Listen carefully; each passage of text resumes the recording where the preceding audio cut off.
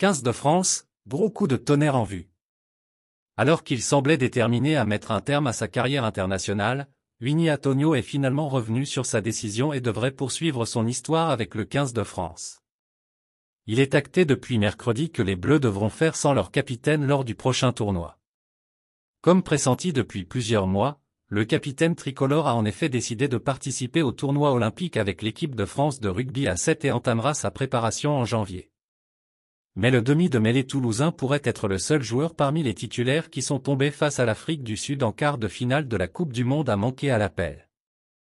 Winnie Antonio, dont Fabien Galtier avait annoncé la retraite internationale quelques instants seulement après l'élimination crève-cœur des Bleus, s'est en effet laissé convaincre par le sélectionneur tricolore et son staff. Il a en effet accepté de poursuivre l'aventure avec le 15 de France. Interrogé en conférence de presse au sujet d'éventuels contacts avec l'ancien demi de mêlée, le pilier droit de La Rochelle a tenté de botter en touche. J'ai eu Fabien au téléphone. Mais c'est privé. C'est entre lui et moi, a-t-il confié, ajoutant alors qu'un journaliste lui demandait si l'entraîneur des Bleus lui avait demandé de revenir sur sa décision, je ne sais pas. On verra bien.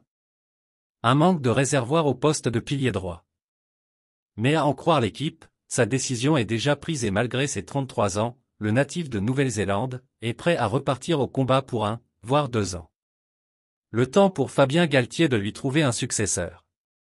Pour l'heure, ni Dorian Aldegri, Tsipili Falatea, Damba Bamba ou Thomas Lacleya n'ont convaincu et Winnie Antonio apparaît toujours aussi indispensable. Sa sortie face à l'Afrique du Sud avait d'ailleurs coûté cher aux Bleus. La donne est différente en deuxième ligne où Romain Taofifénois a lui aussi dit stop après le revers face aux Springboks. Non seulement parce que le joueur du Loup n'est pas un titulaire en puissance mais également parce que la naturalisation d'Emmanuel Mifou et l'irruption du jeune Pozzolo Tuilagi mettent les Bleus à l'abri. Merci de bien vouloir activer la cloche et de cliquer sur j'aime.